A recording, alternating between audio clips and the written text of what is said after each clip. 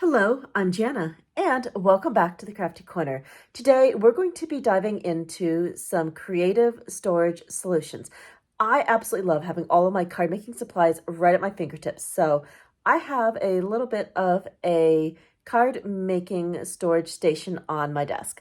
It is spring, so I'm definitely in the mode for some spring cleaning. Let's go ahead and reset this storage solution. All right, let's head over to the Crafty Corner. So it is springtime, and that means it is also time to start rejuvenating the craft room. I absolutely love working with storage, and this little stadium tiered acrylic storage bin has been my one-stop spot for card making organization. I love the different sizes on here. We've got two small sections on the side, and then we've got two medium ones in the middle.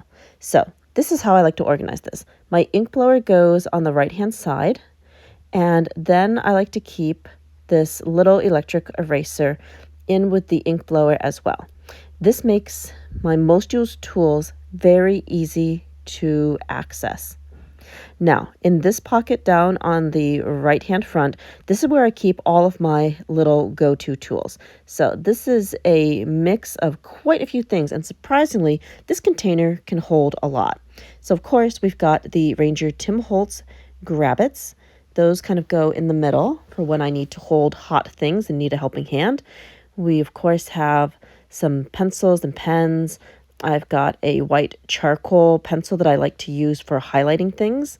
So we're going to grab all the pens and pencils, and those are going to go in next. I also have a good handful of distress embossing pens. This is the bullet nib and the brush nib. Absolutely love these for fine detailing when it comes to embossing. Next, I have a few specialty tools. These include the Krylon leafing pen. That's in silver. Absolutely love that. And I've also got the Ideology remnant rub tool, which I love to use to crease things as well as use on remnant rubs. So those are things I use pretty often, so they also go in that front bin. That Ideology tool, it's really, really good, and I've found that very helpful when working with the Tim Holtz Sizzix Village dies. All right, next we've got some water brushes, I've got some regular paint brushes, and I've also got the Sizzix die pick down there. These things also go into that bin. And of course, can't forget the Distress collage brushes. Those are great for applying collage medium very quickly when you're doing larger collage pieces. So let's go ahead and we're going to take all of those brushes and stick them in here as well. Okay, surprisingly, that front section really does hold a lot. Okay, now I've also got a variety of other tools. We've got the Ranger palette knife, definitely another one of my go-to tools for when I'm creating. And last but not least, we've got a whole handful of screwdrivers and random things. I've also got a small set of bits. That big one in the middle I use for drilling out the vignette boxes when I'm adding lights to them. It's the perfect size, so I like to keep that on hand. Okay, next we're just going to take the pokey tool. I love using those for weeding and picking out small die pick pieces and punching holes. And let's see, we've got our squeezers by Sizzix. Can't live without those. Also a go-to tool. And we've got a mini mister. I've got two. One is typically filled with water, and the other is usually filled with some isopropanol when I'm doing some alcohol techniques or if I need just a quick spritz. Okay, so that pretty much takes care of that bin. Of course, also have tonic snips. And this is a seam ripper. Once in a while, I do some fabric work, so that's really nice to have on hand. I'm just going to toss the rest of those screwdrivers into the bin. I don't use them a lot, but still, you never know when you might need a screwdriver on hand. I like this little portable one because it comes with a couple of different bits so that I do have some different options if I needed to take something apart or put it together. Okay, so all of those things neatly tuck in over here. And this is just the bare basics of what I keep in my go-to caddy. Okay, next we're going to be moving into some paper storage. I use lots of substrates, and you're not going to believe it, but all of these actually fit into this acrylic bin. So I'm going to start with my alcohol inked substrates. We have some sparkle, and we've got some brushed silver. These I love using for a variety of different alcohol ink techniques, and I try to keep a pretty good stash on hand. Now, I don't just use Yupo. I found this wonderful circle, and this is also a synthetic paper. It's by Nara, and I like the circles. What can I say? So we also have other alcohol ink substrates. We've got some foil tape, and I've also got some alcohol ink cardstock. And then we've got the Duralar. This is one of the newer substrates. We've got the clear Duralar, and I've got some traditional Yupo, and then we've also got that really neat Dura Bright, the black. Absolutely love that. That is really, really pretty. So what I'm doing right now is I'm just sorting out the different types of substrates and trying to organize them into a cohesive stack. When I'm crafting, I like to know exactly where everything is, and I try to divide up any storage unit that I have by categories. So this one, it's going to go alcohol ink stuff in the back. Then I'm going to have some alternative Ranger papers kind of in the middle, and then I'll have my most frequently used papers up front. So we're just stacking these things, and we're going to start putting this caddy back together. Have to do a little bit of sorting. A few things may have gotten put out of place. So using that middle section, we're going to be adding most of the alcohol ink substrates. So a little bit more sorting, a little bit of stacking, and we're going to start placing things. Okay, so I've got the sparkle and the brushed. We've got that on one side. Then, let's see, we'll go for our more traditional alcohol inks, and we will put them over in the back. Okay, let's grab the next stack of things. So I've got some loose Yupo paper. This is already pre-cut to 4 1/4 by 5 1/2. I like to have all my things ready to go with no messing around and trying to trim things down to size. I've got one size that I really like, so I try to run with that for the most part. Let's take those newer substrates, and we're going to put them on the right-hand side. Let's see. Where do I want to stack these? Yep, just kind of right there. I'll tuck those in. Yep, that works. We'll put those all the way in the back. Let's put the littler ones near the front. I've got the alcohol ink foil sheets, so those should fit along with the glossy cardstock. I do love glossy cardstock for more than just alcohol ink. It also is a wonderful substrate if you happen to be playing with distress archival inks as well. So we'll just tuck that little packet right here. There we go. It's already starting to look nice and organized. And now we've got some of the larger pieces that we'll tuck in the back. This is an old one. This is Tim Holtz Ideology Mirror. And that stuff is pretty thick, and I can really only cut that with big dies. But I like it, so it stays. Now we've got the Tim Holtz Ranger Alcohol Ink palette. That's for when I want to do some direct coloring with alcohol inks using a blending brush. Okay, that Nara stuff can get tucked in the back. I don't use it often, but once in a while, I want a good circle. Okay, a random piece of translucent Yupo. Tuck that in the back. Note to self, time to get some more translucent Yupo paper. Okay, now we're moving into the distress range. Here I have some of the not so common distress substrates. We've got the specialty stamping paper, some wood grain, and some leather crackle. Those are papers I don't use as often, but they're just as important, so they get a place in the bin. Now, for the rest of the bin, I also have a stash of tags and special die sets that I want to remind myself to use. And we've also got some of the Sidekick sticky grid paper. That stuff, very, very useful.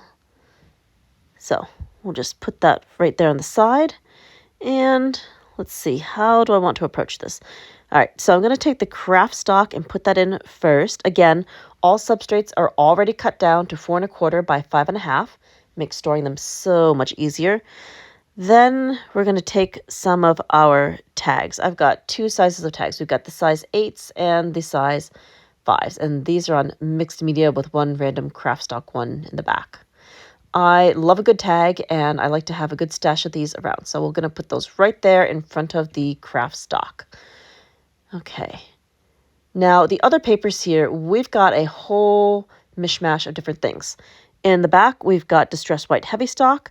Then we've got mixed media distress. We've got some of the black heavy cardstock and the distress watercolor cardstock in front.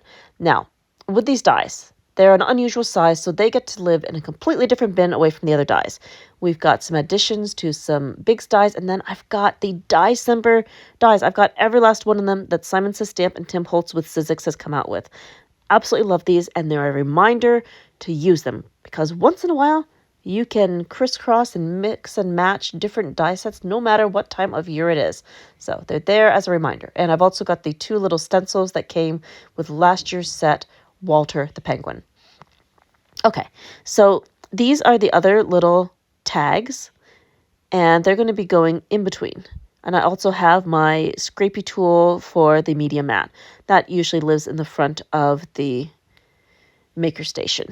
So let's see. I also have brought in some papers because I do need to do a restock on several of my substrates. But for now, let's pull out some of those tags because I do need to replenish that stash.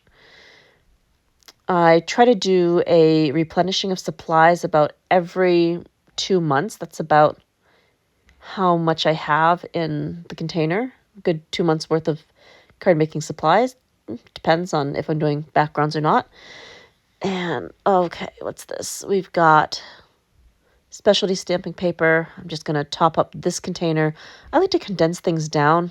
I'll use the packets and reuse them just so that I know which substrates are which and refill them as needed. Okay, and we also have another packet of the little 5 tags, so we'll just straighten those out and also add them into the bin. I can usually fit about 2.5 packs of the 5s in here, so that's not bad at all. Okay, just stack those. And we've got that nice little slot between the substrates and the other tags. Oh, I'll have to move the scraper. That's not going to quite fit. There we go. That fits quite nicely. Very happy.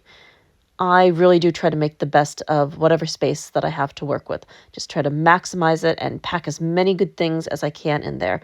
That way, I don't have to spend so much time looking for supplies when I'm in a crafty groove. Okay. Tags are good. Papers, I might need to do a small refill of the watercolor cardstock. It looks like I've got space for the scraper and more papers. So I think we're going to be bringing in the Tim Holtz Tonic rotary trimmer and cut some additional papers down to size. That way, we'll have a full and ready set for the next time I'm in the mood for crafting. All right, so I'm just going to set some of these things aside, and we're going to be bringing in the rotary trimmer. So this thing is an absolute workhorse. I love that it can cut multiple sheets of paper, and it's got really, really good sliding action. So everything goes super quick when you're cutting with this one. So I think we're going to be adding some more black distress heavy cardstock. So we're just going to run that through here. This is a little bit larger than average. It's not quite 11 by 8.5. It's slightly bigger, so there's going to be a little bit more trimming involved, but not a problem. We've got easy markings on the cutter, so it's going to be really simple to make our cuts. I like to start at 5.5, and then we rotate that to get our 4.25 on the other side. So we're just going to work our way through the stack. I'm probably going to do about 4, maybe 5 of the papers, and that should give me plenty for the restock. So let's measure this. We're going to go at 4.25. There we go. There's nice convenient lines on there. And then we'll just slide the rotary blade and make the cut. Okay, right there. It's a little hard cutting on the side, so I'm double checking my measurements before slicing. All right, so we're just going to cut a few more pieces. Let's go ahead and put the rest of this on fast forward.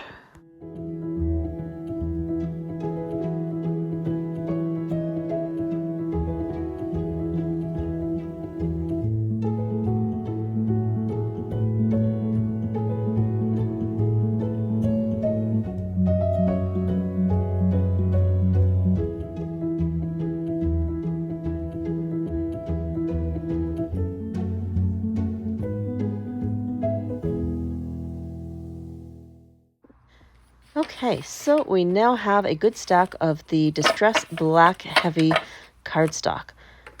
Now I can completely refill my bin and be ready for more crafting. I just love the creative convenience of having all of my supplies in one location. It makes creativity so much more streamlined when I don't have to run around, open a whole bunch of drawers, and look for each and every supply that I need when I'm making a project. So let's tuck that little piece right there.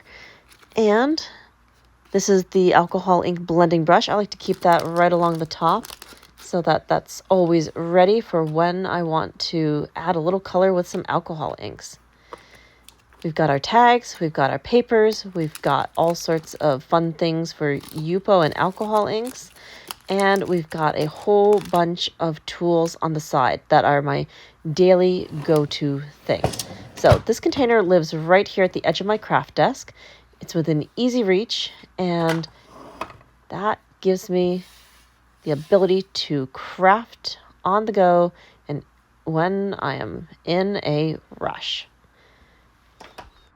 Thank you so much for joining me here today at the Crafty Corner for some organizational fun.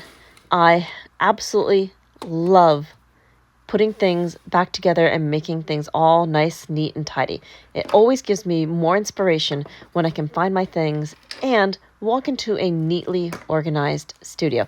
If you like this acrylic container, I will leave a link down in the description box so that you can check one out on Amazon. I hope that you've enjoyed today's studio craft organizational session. And until next time, happy crafting.